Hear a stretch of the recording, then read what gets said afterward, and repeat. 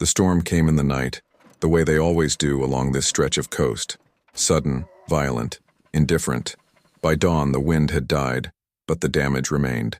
Fishing nets tangled in driftwood, sections of the old pier reduced to splinters, the beach reshaped entirely, as if the ocean had reached inland and rearranged the land according to some ancient, unknowable logic. Jonas Correa walked the shoreline at first light, boots sinking into sand, still dark with seawater. He was 58 years old, a fisherman like his father and his father's father, part of a lineage that stretched back generations to when this village was nothing but a collection of wooden shacks and men who understood that the sea gave and the sea took, and you accepted both, without complaint.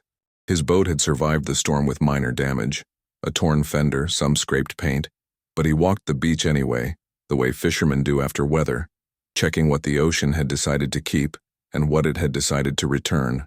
He saw it from a distance, a shape that didn't belong, angular where the rocks were rounded, dark where the sand was pale. He moved closer, his pace quickening despite himself, and then he stopped. 50 years. 50 years since his father's boat had gone down in a storm not unlike this one. 50 years since Manuel Correa had sailed out on an October evening and never returned. And now, exposed by the shifting sand and the storm's excavation, the wreckage of the Maria do Mar lay scattered across the rocks like the skeleton of some ancient creature the earth had finally decided to release. The hull was mostly gone, reduced to ribs of rotted wood and corroded fastenings, but the engine compartment remained partially intact, a cavity of rusted metal and marine growth.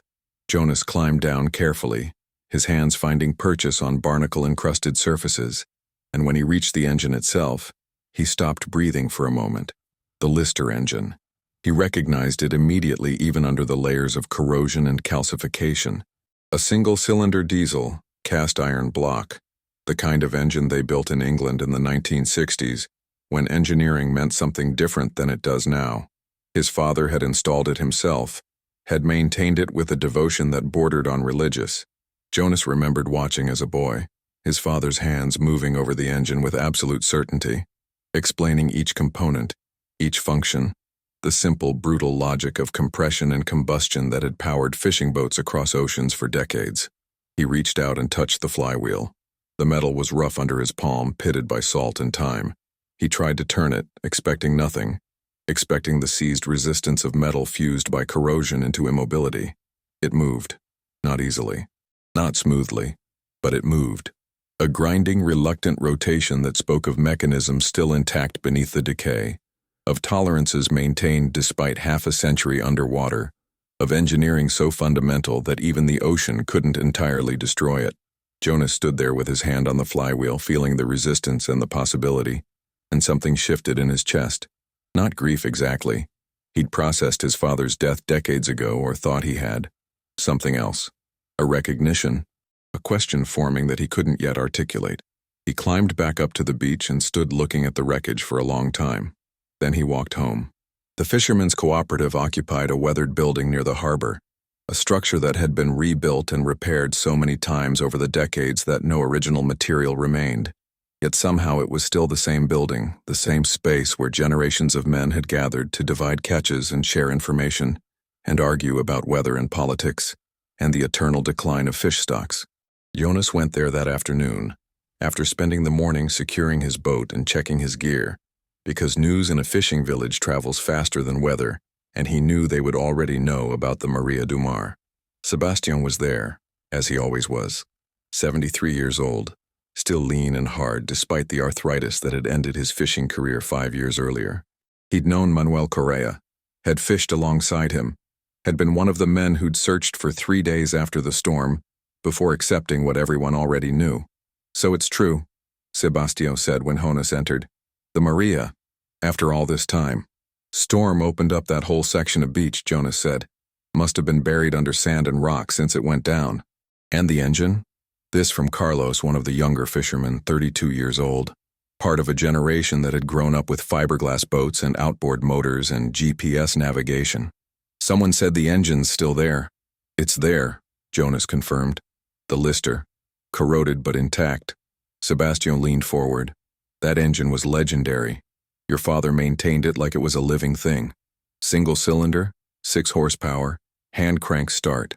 Simple as a hammer and just as reliable. They don't make engines like that anymore. They don't make anything like that anymore, added another of the older fishermen. Everything now is plastic and electronics and planned obsolescence. Built to fail, so you have to buy another one.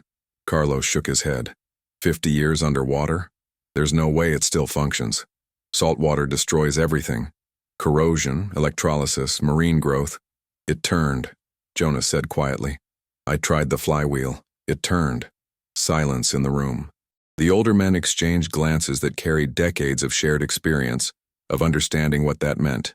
The younger men looked skeptical, caught between respect for their elders and the certainty of their own technical knowledge. Impossible, Carlos said, but there was uncertainty in his voice now. The Lister engines, Sebastião said, speaking slowly, choosing his words with the precision of someone who understands that truth requires accuracy, were built in a different era. Cast iron blocks, bronze bushings, simple fuel injection with no electronics. The tolerances were loose by modern standards, which meant they could handle contamination and wear that would destroy a modern engine. And the design was so simple, there was almost nothing to break. You could take one apart with a wrench and a hammer and put it back together in an afternoon. My father used to say, Jonas began, then stopped. The memory was suddenly vivid, sharp-edged.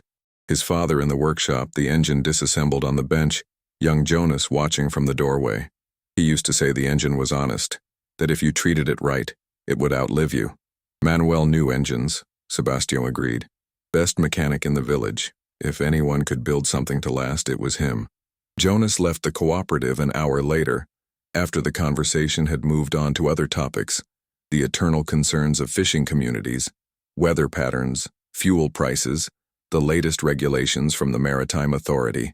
But his mind remained fixed on the engine, on that impossible rotation of the flywheel, on the question that had been forming since he'd first touched the corroded metal. What else had survived? He returned to the wreckage the next morning with tools and a plan.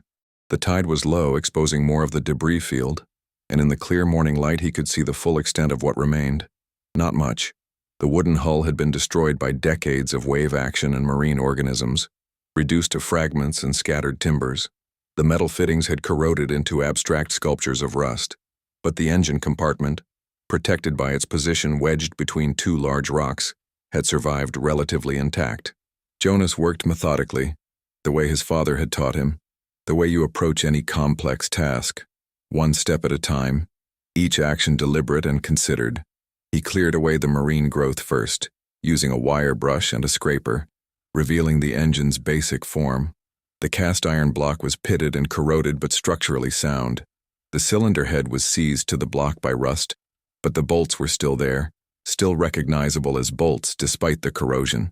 The fuel tank had split open, but the injection pump remained attached to the engine. Its brass components turned green with verdigris, but still present, still potentially functional. He worked for 3 hours before he found it. The compartment was hidden, or not hidden exactly, but incorporated into the engine mount in a way that wasn't immediately obvious. A metal box, roughly the size of a shoebox, welded to the structural frame that held the engine to the boat's keel.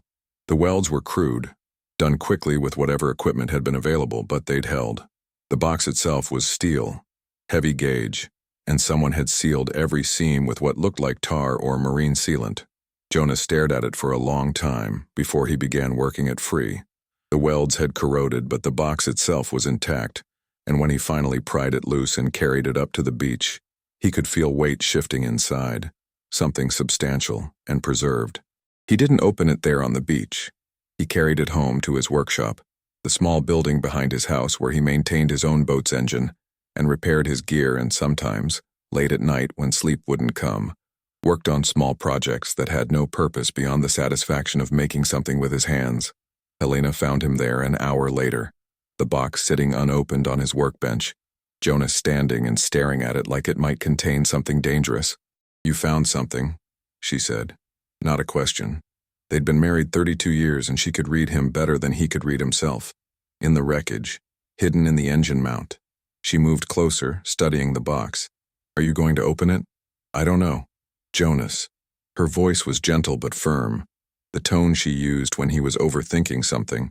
when he needed to be pushed past his own hesitation. Whatever's in there has been waiting 50 years.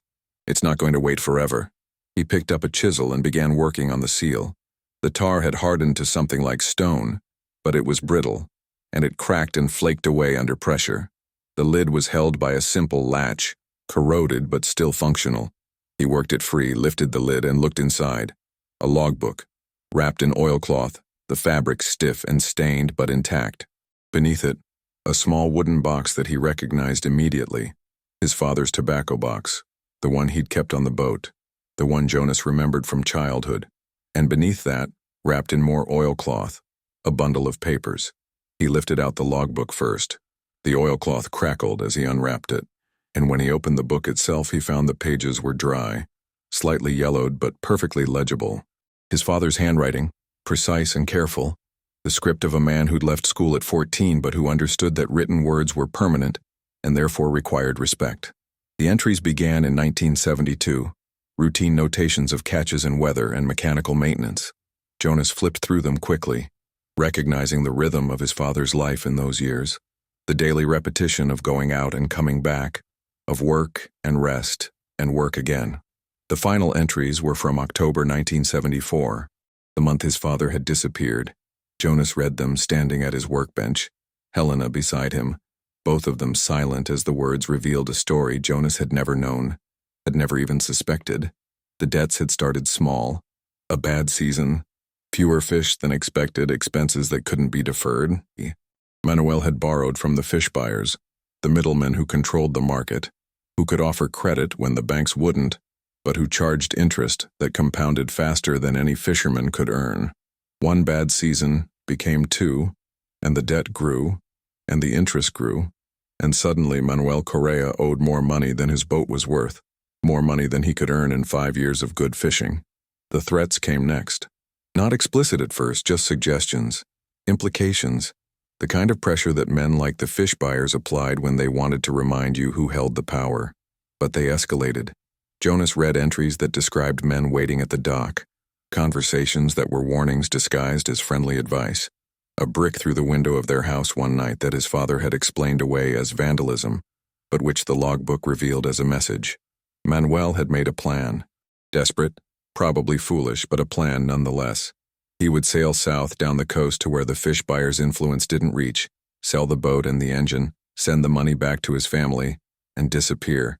Start over somewhere else, somehow.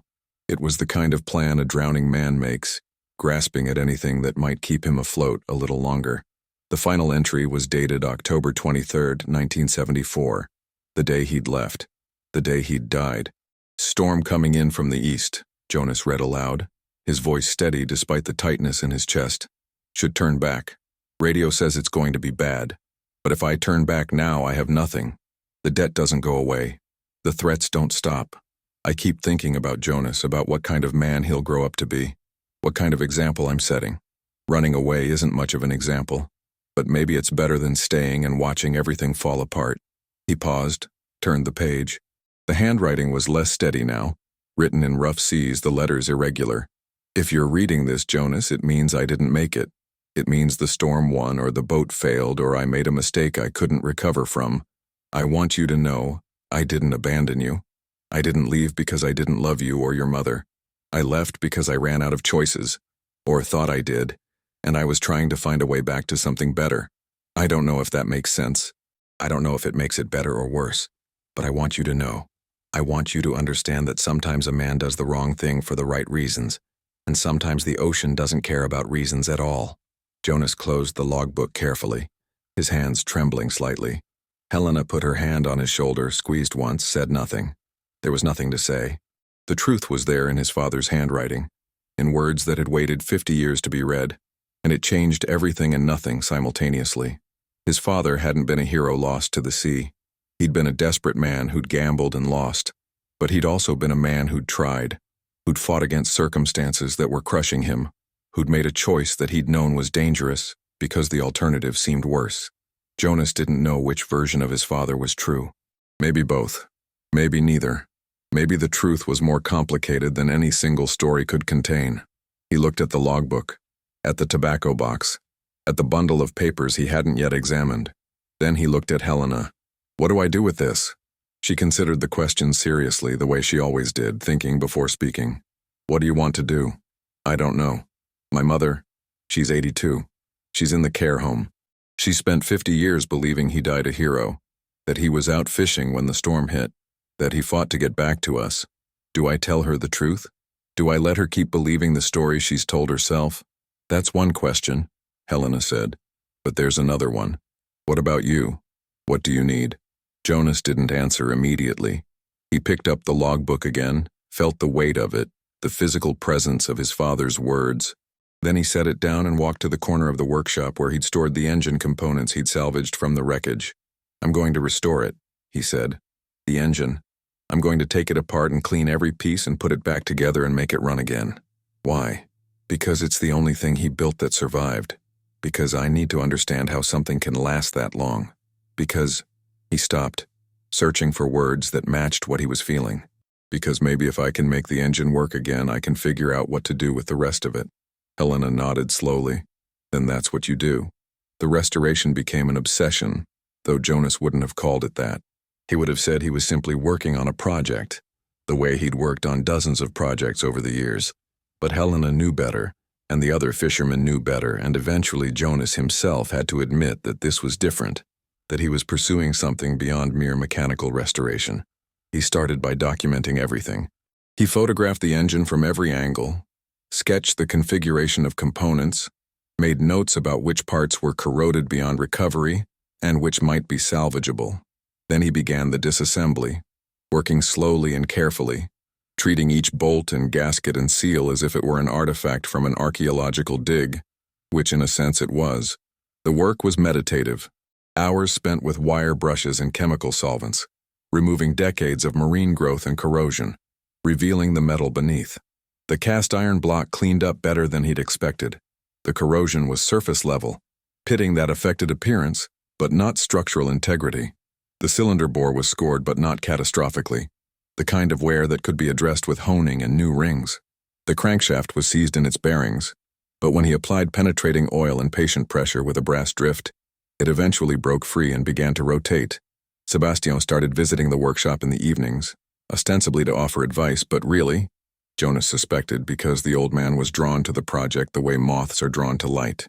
He would sit on a stool in the corner and watch Jonas work, occasionally offering commentary or sharing stories about the old engines, the boats he'd worked on, the men he'd known who'd understood machinery in a way that seemed to be disappearing from the world. The Lister engines, Sebastian said one evening, watching Jonas clean the fuel injection pump, were designed by men who understood that simplicity is sophistication. No electronics, no computers, no sensors. Just metal and compression and the basic physics of combustion. You could run one on almost any fuel, diesel, kerosene, vegetable oil if you were desperate, and they were built to be repaired, not replaced. Every component was accessible, every part could be fabricated by a decent machinist if you couldn't find a replacement. Different philosophy, Jonas agreed, examining the pump's plunger. The brass was worn but serviceable, the tolerances still within acceptable limits. Everything now is sealed units and proprietary parts. Something breaks, you replace the whole assembly. Planned obsolescence, Sebastian said, and there was bitterness in his voice. They don't want you to repair things. They want you to buy new ones. But your father's generation, they built things to last because materials were expensive and labor was cheap, and you took care of what you had because you might not be able to afford another one. Carlos started coming by too, initially skeptical but gradually drawn in by the process, by the revelation that engines could be understood and repaired rather than simply replaced when they failed. He asked questions, good questions, and Jonas found himself teaching without meaning to, explaining the principles of diesel combustion and fuel injection and the relationship between compression ratio and power output. It's so simple, Carlos said one evening watching Jonas reassemble the cylinder head. Compared to modern engines, I mean. No fuel management computer, no emissions controls, no turbocharger, just air and fuel and compression. Simple doesn't mean easy, Jonas replied. It means there's less to break, but it also means there's less margin for error. Modern engines compensate for problems with sensors and computers. This engine, if the timing is off or the fuel mixture is wrong or the compression is low, it just won't run. You have to get everything right. But if you do get it right, then it runs forever. The work took weeks.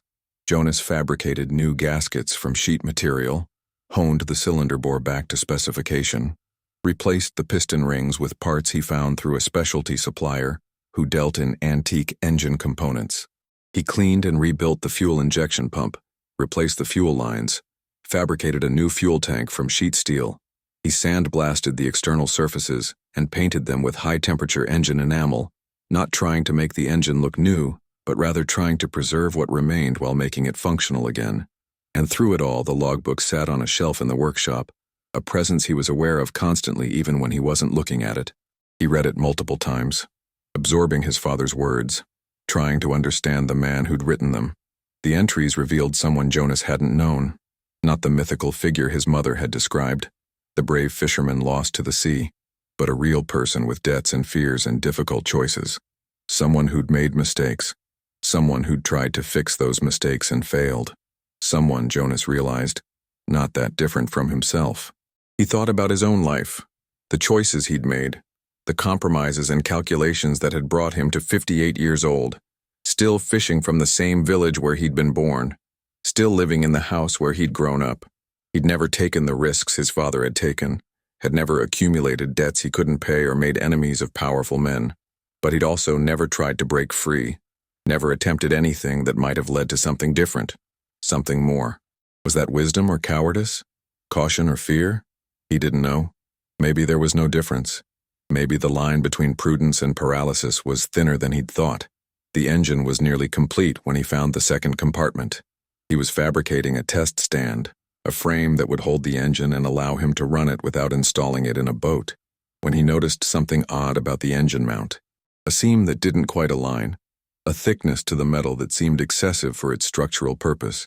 He examined it more carefully, and after an hour of careful work with a cutting torch, he opened a second hidden space. Inside was a bundle of papers, wrapped in oilcloth like the logbook had been. Jonas unwrapped them carefully and found himself looking at documents, loan agreements, promissory notes, letters from the fish buyers detailing the terms of his father's debt, and beneath those a separate envelope addressed in his father's handwriting. For Jonas, when he's old enough to understand. Jonas opened the envelope and found a letter, several pages long, written in the same careful script as the logbook entries. He read it standing in his workshop, the winter sun slanting through the windows, and with each paragraph he felt something shifting inside him, some long-held assumption cracking and reforming into a different shape. The letter explained everything, the debts, the threats, the impossible situation his father had found himself in. But it also explained his father's thinking, his reasoning, the calculations he'd made about risk and reward, and the possibility of redemption. And it ended with words that Jonas read 3 times before he fully absorbed them. I know you'll judge me for this, Jonas. I know you'll think I was a coward for running, or a fool for getting into this situation in the first place. Maybe you're right, but I want you to understand something. A man's life is a series of choices, and sometimes all the choices are bad ones, and you have to pick the one that seems least bad and hope you're right. I chose to run because I thought it gave us a chance. I thought if I could get clear of the debt, if I could start over somewhere else, I could send money back and eventually bring you and your mother to wherever I ended up. Was it a good plan? Probably not. But it was the only plan I had, and doing nothing seemed worse. If you're reading this, it means the plan failed. It means I didn't make it, and you grew up without a father, and I'm sorry for that. I'm sorry for a lot of things, but I want you to know that I tried. I want you to know that I loved you and your mother more than I loved my own life, and everything I did because I was trying to find a way back to you. The engine. I hid these papers in the engine mount because I knew if anything survived, it would be the engine. I built it to last. I maintained it like it was the most important thing in the world, because in a way it was. It was our livelihood, our future, the thing that kept us fed and housed and together. And I wanted you to have it, if something happened to me. I wanted you to have something that would last, something you could depend on, something that would still be there when everything else was gone. Take care of it, Jonas. Take care of your mother. Take care of yourself. And remember that a man isn't defined by his mistakes. He's defined by what he does after he makes them. Jonas folded the letter carefully and put it back in the envelope. Then he returned to work on the engine, his hand steady, his mind clear for the first time in weeks. The engine was ready on a cold morning in January, 3 months after Jonas had first discovered the wreckage. He'd built a substantial test stand in his workshop, a frame of steel beams that held the engine at working height, with a fuel tank mounted above it and a makeshift exhaust pipe running out through a window.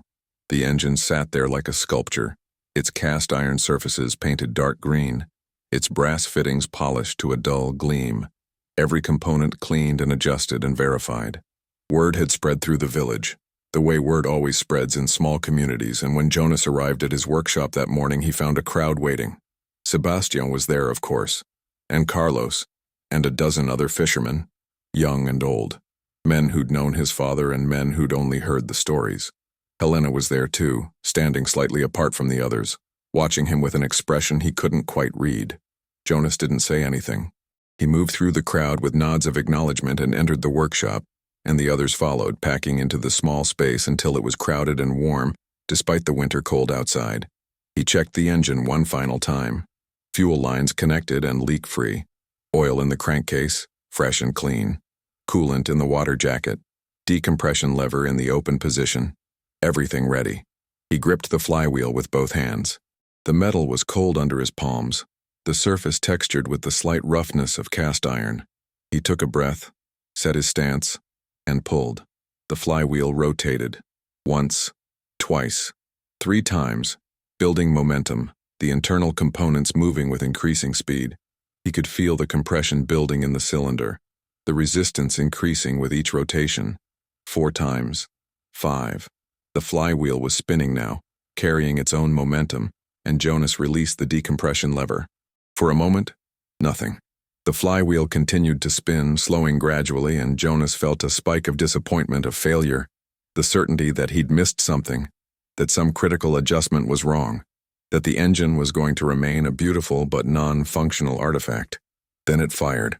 A cough, a puff of smoke from the exhaust pipe. The flywheel stuttered, caught, and suddenly the engine was running, the single cylinder firing with a steady rhythmic thump that filled the workshop with sound and vibration. Smoke poured from the exhaust, white at first and then clearing to a faint haze as the engine warmed and the combustion stabilized. The sound was deep and mechanical, not the high-pitched whine of modern engines, but a slower, more fundamental rhythm. The sound of metal moving against metal, of controlled explosions converting fuel into motion. Jonas stood watching it run, his hands still extended as if he were holding the flywheel, and he felt something break loose inside him. Some tension he'd been carrying for so long he'd forgotten it was there. The engine ran. After 50 years underwater, after decades of corrosion and neglect, after being written off as destroyed and lost, it ran. The workshop erupted. Men shouting, clapping, crowding forward to see the engine, to touch it, to verify that what they were witnessing was real. Sebastian was laughing, tears running down his weathered face, saying something Jonas couldn't hear over the engine noise and the celebration. Carlos was staring at the engine with an expression of wonder, the skepticism completely gone, replaced by something like reverence. Jonas let the engine run for 10 minutes, monitoring the temperature and oil pressure, listening for any irregularities in the sound, watching for leaks or problems. But there were none. The engine ran smoothly, steadily, exactly as it had been designed to run 60 years ago when it had first left the factory in England. Finally, he reached out and closed the fuel valve. The engine coughed once, twice, and fell silent. The sudden quiet was almost shocking after the sustained noise, and for a moment no one spoke. Then Sebastian stepped forward and gripped Jonas's shoulder. "Your father would be proud," he said, his voice rough with emotion. "Not of the engine, of you." Jonas nodded, not trusting himself to speak. He looked around the workshop at the faces of the men who'd gathered to witness this moment, and he understood that something had shifted. The engine wasn't just a mechanical artifact anymore. It had become a symbol, a proof of something the older men had always believed but the younger men had doubted, that things could be built to last, that quality and craftsmanship mattered, that the old ways had value beyond nostalgia. The crowd dispersed gradually, men returning to their boats and their work, but several stayed behind. Carlos approached Jonas hesitantly. "Would you teach me?" he asked. "How to work on engines like this, how to understand them. I want to learn." Jonas looked at the young fisherman, saw the genuine interest in his face, and nodded. "Come by tomorrow. We'll start with the basics. After everyone else had left, Helena came into the workshop. She stood beside Jonas, both of them looking at the engine, and after a long silence she spoke. What are you going to do with it? The cooperative wants to display it. Mount it on a stand, put up a plaque, make it a memorial to the old fishing traditions. Is that what you want? Jonas considered the question. I think so. It shouldn't be hidden away. It should be where people can see it, where it can remind them of something. Remind them of what? That things can last. That quality matters. That what we build and how we build it says something about who we are. He paused. And maybe that mistakes don't have to be the end of the story. That sometimes you can take something broken and make it work again. Helena took his hand, squeezed it gently. You're talking about more than the engine. Maybe. She smiled. Your father would be proud, she said, echoing Sebastian's words. But I think you already know that. The dedication ceremony took place on a Saturday in February. A clear, cold day with the kind of light that makes everything sharp-edged and vivid. The Fisherman's Cooperative had prepared a space for the engine, a raised platform near the entrance where it would be visible to everyone who entered. They'd fabricated a proper stand, better than Jonas's workshop test frame, and mounted the engine at a slight angle so the mechanical details were clearly visible. Jonas had spent the previous week preparing a plaque.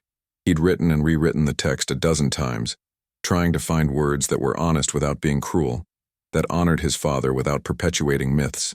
The final version was simple. In memory of Manuel Correa, 1932 to 1974, and all who go to sea. This engine, recovered after 50 years, reminds us that what is well made endures, and that a man's legacy is measured not by his mistakes, but by what he leaves behind that still works. The village turned out for the ceremony. Fishermen and their families, shopkeepers, the priest from the church, the mayor who gave a short speech about tradition and heritage, and the importance of remembering the past. But Jonas barely heard the speeches.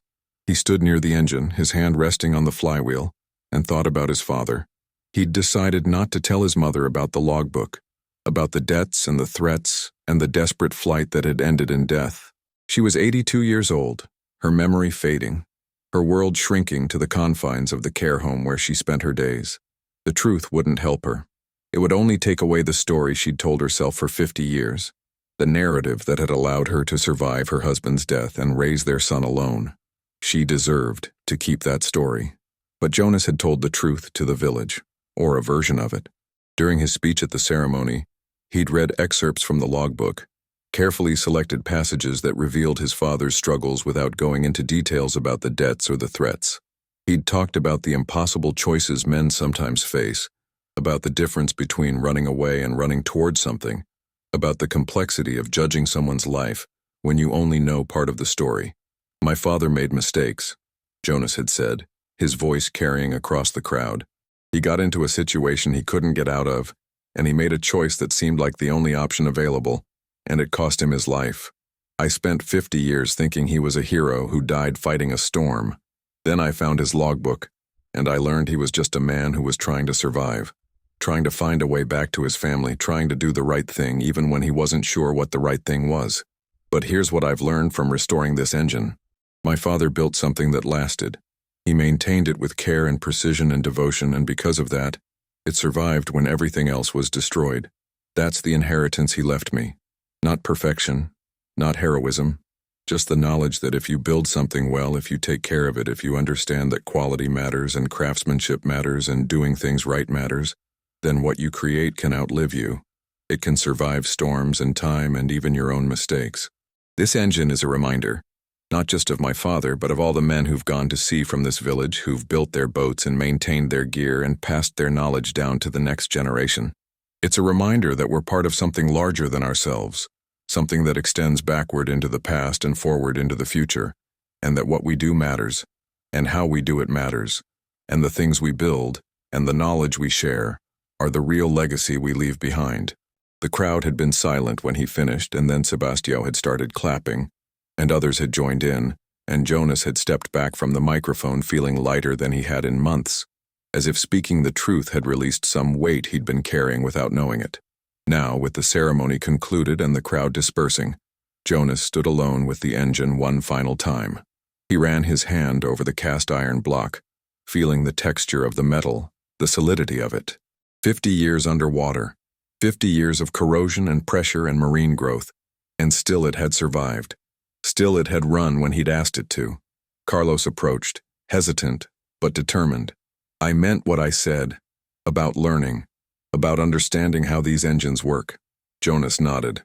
Tomorrow. Bring tools. We'll start with basic maintenance, then move on to more complex repairs. Why are you doing this? Teaching me, I mean. Jonas considered the question. Because knowledge that isn't shared dies. Because the old ways have value and someone needs to carry them forward. Because, he paused, searching for the right words. Because my father taught me, and his father taught him, and that's how it's supposed to work. Each generation passing on what they know to the next. Carlos nodded slowly. I won't let you down. I know you won't. After Carlos left, Helena appeared at Jonas's side. They stood together in comfortable silence, watching the last of the crowd disperse, and finally Helena spoke.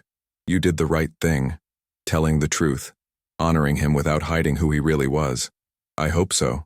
You know what I think? Helena said. I think your father would be more proud of you for telling the truth than he would be if you'd kept the myth alive. Because the truth is harder. The truth requires courage. Jonas thought about that. About his father's letter. About the words that had waited 50 years to be read. About the choice his father had made. Desperate and probably doomed, but still a choice. Still an attempt to fight back against circumstances that were crushing him. He tried, Jonas said quietly. That's what matters. He made mistakes, but he tried to fix them. He ran out of time and luck, but he tried. And so did you, Helena said. You took something broken and made it work again. Not just the engine. All of it. They walked home together as the sun set over the harbor, painting the water gold and orange and red. Behind them, in the Fisherman's Cooperative, the Lister engine sat on its stand, a monument to persistence and craftsmanship and the complicated legacy fathers leave their sons. And in Jonas's workshop, on a shelf next to his tools, his father's logbook waited. No longer a secret, but a record. A testament to the truth that men are neither heroes nor villains, but something more complex, something more human, something that survives in the things they build and the knowledge they pass on and the choices they make when all the choices are difficult. The engine had survived 50 years underwater. The truth had survived 50 years of silence. And Jonas Correa, fisherman's son, keeper of his father's legacy, had learned that what endures is not perfection but persistence, not the absence of mistakes, but the courage to face them, not the myth of who we wish we'd been, but the reality of who we were, and what we built and what we left behind that still works. If you enjoyed this story of legacy, craftsmanship, and second chances, hit that subscribe button and join our community.